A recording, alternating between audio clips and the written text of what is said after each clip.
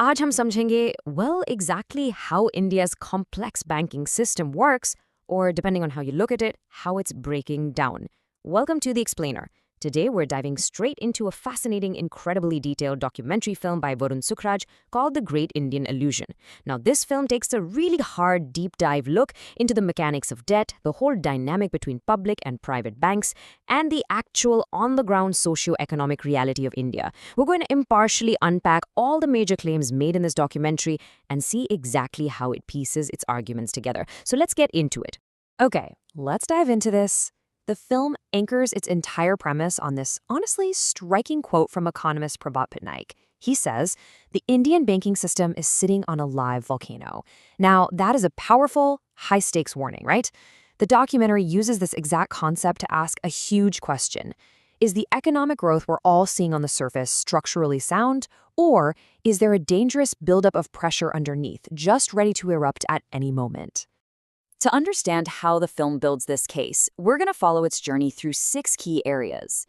We'll look at the great economic illusion, bad loans and write-offs, corporates versus the farmers, the cost to the public, privatization and policy shifts, and finally, a system on the brink. Don't worry, we'll break all these heavy concepts down simply as we go. All right, starting off with Section 1, the great economic illusion. The documentary kicks things off by contrasting the mainstream economic narrative with what it claims is the actual underlying systemic reality.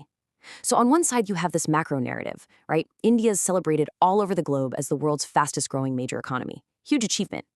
But the film presents a pretty stark micro-reality to counter that. It argues that this surface-level growth is actually masking a nation that's literally drowning in historic levels of debt, alongside some very deep socioeconomic distress.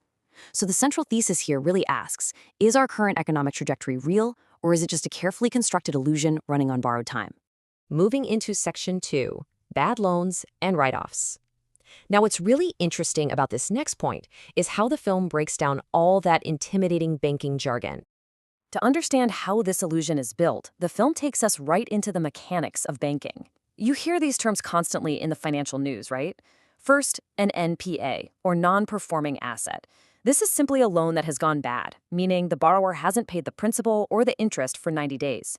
Stuff happens. Businesses fail. But the documentary draws a very sharp, critical line between an honest business failure and a willful defaulter.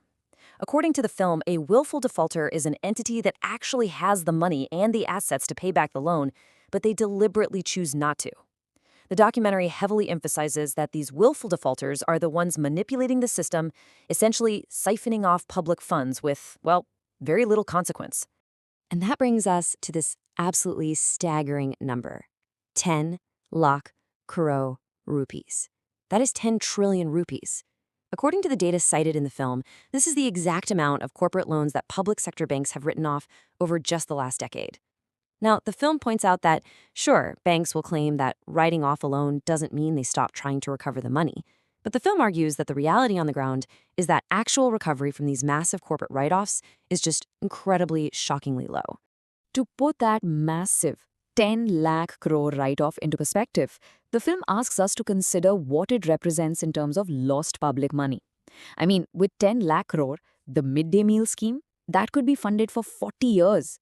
The entire central education budget could run for 10 solid years, the National Health Mission for 32 years, and the MNREGA employment guarantee for 20 years. The film's argument here is crystal clear. This money, which could have literally funded generations of social welfare, education, and healthcare, was instead just absorbed as losses generated by massive corporate defaults. Which brings us to Section 3, corporates versus the farmers. The source material sets up an incredibly stark comparison here of how the banking system treats different classes of citizens. Let's look at a specific anecdote the film highlights, because it really puts things into perspective. In Sambhajanagar, a group of wealthy industrialists bulk purchased 100 Mercedes-Benz cars, and supposedly a public sector bank financed this entire luxury fleet at a highly concessional 7% interest rate. But at the exact same time, a nomadic farmer named Hirabai Rothod, living in a drought-prone area, took out a loan for a single farming tractor. Her interest rate, 14.5% after penalties. The documentary uses this exact juxtaposition to claim that the system basically bends over backward for the ultra-wealthy while severely penalizing the poor. And this brilliantly illustrates the film's point even further. Get this. Over half, 53% of all agricultural loan dispersals in Maharashtra are actually being handed out from urban metro branches in Mumbai. We're talking about insanely wealthy neighborhoods like Bandra or Malabar Hill.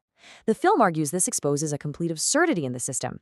Basically, agricultural credit has been diverted away from actual rural farmers struggling on the land and funneled towards massive urban agribusinesses or corporate entities, all cleverly disguised under the label of agricultural lending.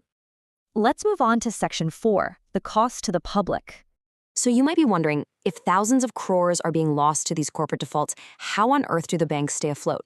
Well, the documentary claims that the burden falls squarely on everyday depositors through hidden fees. Banks essentially nickel and dime everyday customers to compensate for their own massive corporate losses. Think about it. If you don't maintain a minimum balance, boom, you're hit with a penalty.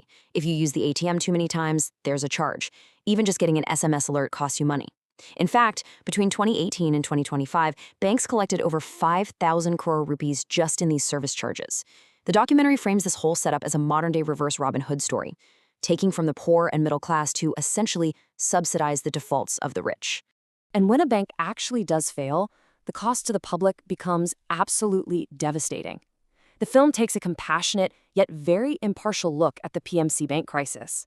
Because of massive fraud at the top executive level, everyday depositors suddenly had their life savings completely frozen. The proposed resolution forces these regular people into a grueling, decade-long wait. Look at this. For the first 2 years, they get nothing. The next 3 years, their trapped money earns zero interest. Only between years 6 and 10 do they finally get staggered payouts, and that's at a measly 2.65% interest rate. As the documentary highlights, you literally have senior citizens left wondering if they will even survive long enough to see their own hard-earned money returned to them. That leads us to Section 5, privatization and policy shifts. All of this systemic stress leads directly into the documentary's major critique of current banking policy, specifically the massive push to privatize public sector banks. The film outlines a cycle it calls a death by 1,000 cuts for these public banks. Step 1. Public banks are repeatedly forced to absorb failing private banks and swallow their toxic losses. Step 2. They are burdened with executing over 90% of government social and welfare schemes. Now, these are necessary, but they aren't inherently profitable. Step 3. Because they bear all these burdens, their balance sheets naturally look weaker and they get slapped with the label unprofitable when you compare them to private banks. And finally, Step 4. This perceived unprofitability is then used as the ultimate justification to push for their privatization. The film alleges that these public banks are, quite literally, being set up to fail before being sold off to the highest bidder. To really drive this home, the documentary looks at historical institutions like IDBI. Historically, development financial institutions were created specifically for policy-based nation building. They were there to fund massive industrial projects, rural development, and crucial infrastructure that private entities just wouldn't touch because the immediate profit wasn't there. The film argues that privatizing these institutions shifts their focus entirely away from national development and solely toward maximizing shareholder profit. And the result? Crucial sectors of the economy are left severely underfunded. Finally, we arrive at Section 6, a system on the brink. Having walked us through the mechanics of debt, rising inequality, and these major policy shifts, the documentary wraps up by summarizing the overarching socioeconomic reality. Yes, India is widely celebrated as the 5th largest economy in the world, but the film stresses that looking at the size of the overall economy alone is highly deceptive, because when you look at per capita income, what people actually earn, India ranks a dismal 114th globally. And this is accompanied by massive wealth concentration, where a vast majority of the nation's wealth is held tightly by just the top 1% of the population. The documentary's ultimate argument is that the banking system has actually become an engine that accelerates this inequality rather than a tool to fix it. Which brings us right back to where we started. The film recalls that opening quote about the banking system sitting on a live volcano, but it adds a really somber extension to it. The live volcano is surrounded by dead bodies of farmers. It is a stark, truly tragic reminder from the documentary that we aren't just talking about numbers on a balance sheet here. The agrarian crisis, systemic neglect, and the severe lack of affordable credit, all of this has a devastating, fatal human cost on the ground. And that leaves us with this final, provocative thought from the film. If this whole economic narrative and banking system is indeed an illusion, who is the magician? The documentary invites us to deeply question the structural inequalities we've just looked at, the flow of capital, and who really benefits from the rules of the game. It's a completely compelling look at the source material, and it for sure leaves you with a lot to think about regarding where your money actually goes. Thanks for joining me on this